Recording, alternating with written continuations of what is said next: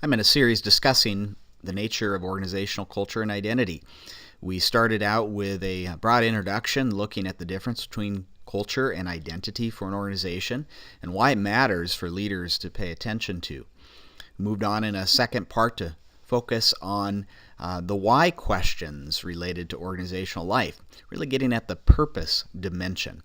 How an organization is organizing its work in a manner that matters in terms of ultimate ends and subordinate ends, helping to address the purpose, meaning, and significance behind the organization's work. At this point, we want to move on to addressing a brief conversation around mission. And mission is addressing the what question of organizational identity and culture. What is it that this organization is doing for the reasons that it does these things? Collins and Porras note that mission is a clear and compelling goal that serves to unify an organization's efforts. This is getting at a sense of what is the driving focus of the work of this organization. At the heart of what it does, what is this core focus, this clear and compelling goal that calls the organization forward? Now, based on this, I provide the following guidelines. I argue that mission must be written down. Mission is a priority for an organization to understand. It answers that core what question of what is it that the organization is focused on, and so it must be clear and accessible to all involved, leaders, organizational members, various constituents and stakeholders. And so writing it down really is a must. In addition to having it written down, it should be memorable to all connected to the organization. And also it's a vehicle for focusing the multifaceted work of an organization. Organizations are growing more complex in our day, and often the offerings that they're engaged with is significantly diversifying. As the diversity of offerings grows, as the multifaceted work of organizations grow, the importance of a clear and compelling and concise and directive mission is all the more essential in order to keep focus around this multifaceted work. There needs to be a unifying principle that draws the diversity of work together, and that's the function of a mission, to bring that type of clarity. So as already noted, statements of mission help to answer the what question of organizational identity and culture. What is it that we are doing? What is the core focus? What's the clear and compelling mission that we are engaged with as a community? As we think about this what question, this dimension of it, let's build upon our previous conversation of purpose, and we might ask the question this way. What does this organization do? That is its mission, for the reasons that it does them. That is its purpose. Purpose and mission really needs to go hand in hand as we think about answering this what question. If, for example, the purpose of a nonprofit organization is to do all that it does for the glory of God, what then is it to do for God's glory?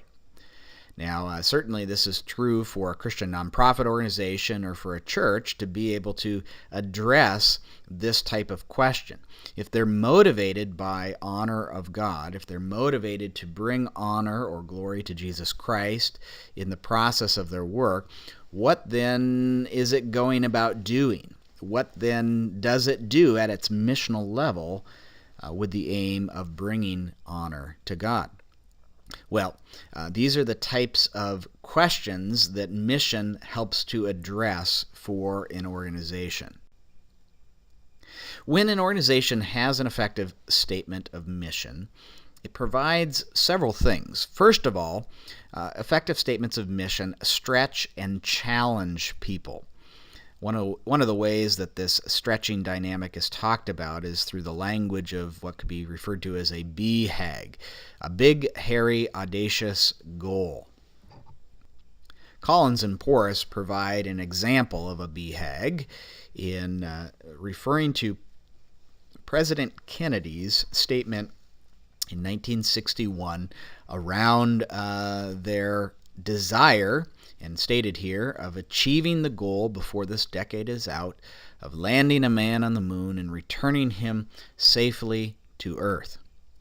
Well, here, many years later, it is something that we look back on, and we might not have that sense of wonder or amazement at landing somebody on the moon that people had at that time.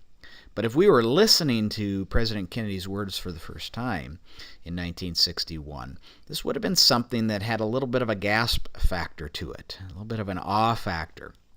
It was something that stretched people to the edge of reality, and yet folks within the space community understood that with enough hard work, enough resources, this is something that could be accomplished. In other words, this was not a fictitious dream that was being spoken. This was something that was connected to reality, but it was a stretching reality.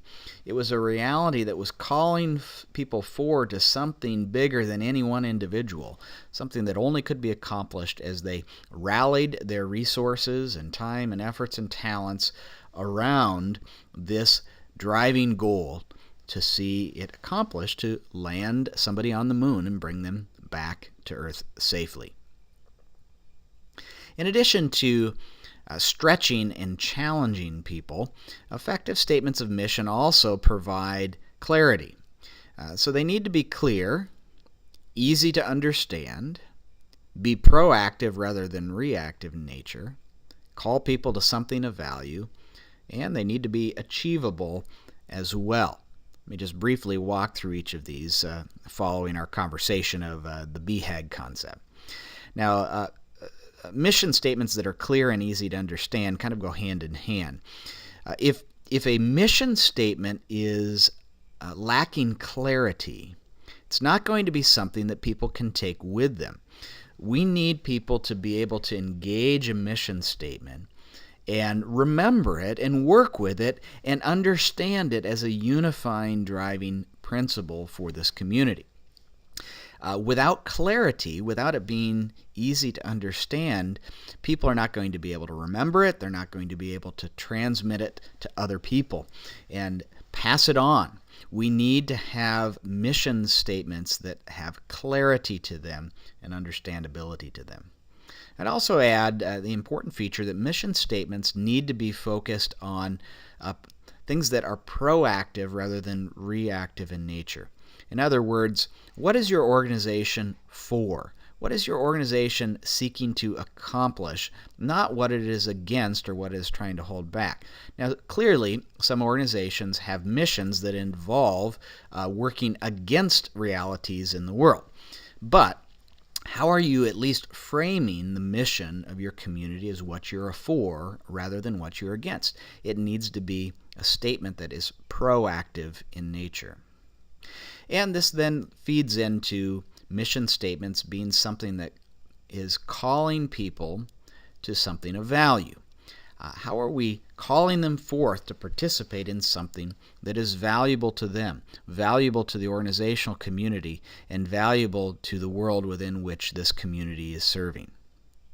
And finally, the language of achievability. We already touched on this a bit when talking about mission statements stretching and challenging people. We need to have a tension there. Right? It needs to be, mission statements need to call people forward to something that is stretching and is bigger than themselves and yet is still achievable. We need to take people to the edge of reality but not break with reality. There needs to be a connection to what is achievable. Well, here are some examples of mission statements. We'll draw from World Vision and Presbyterian Homes as an initial example. One of these drawn from several years back and one more recently. World Vision, at least in 2002, articulated their mission statement in the following way: to call people to a life-changing commitment to serve the poor in the name of Christ. One of the reasons I like to refer back to this historic mission statement is that it is not just focused on what we might associate with World Vision naturally, that is, a focus on serving the poor and meeting the needs of those who are facing poverty. But they try to frame the mission beyond just that direct work, which is important, into something that is also a mission statement about bringing people together around that work. In other words, it is a call not only for the recipients, but also those who are on the giving end as well, and calling those individuals towards a life-changing commitment to join in this important work of serving the poor in the name of Christ. I like how they're framing their mission around those who are involved on both ends of that work that's being done. Now, Presbyterian Homes and Services, their mission statement is articulated in the following manner, and is an example of kind of a very clear and concise statement. So the mission of Presbyterian Homes and Services is, and now we get to the heart of it, to enrich the lives of older adults. Now, I'm going to pause there because that's the heart of their mission. It is about life enrichment, and particularly focusing on older adults in this work. And how do they go about doing this? Well, it is through services and communities that reflect the love of God. So they are in the business of providing a context where services and communities are reflecting the love of God, and that's the means by which they're going about their primary driving mission of enriching the lives of older adults. One final example I'd like to look at is an example we already engaged when we talked about purpose. And we'll go back to this statement from Wooddale Church, that the purpose of Wooddale Church is to honor God by making more disciples for Jesus Christ. And one of the reasons I want to come back to this is I think it's a good example of having a combined purpose and mission statement. In other words, they are helping to address both the why question of organizational identity and culture and the what question of organizational identity and culture, but doing it in a very succinct and crisp manner. Why does Wooddale Church exist? Well, they exist to honor God. And what is it that they do? What is the focus of their work? What do they do in order to honor God? Well, they're focused on making more disciples for Jesus Christ.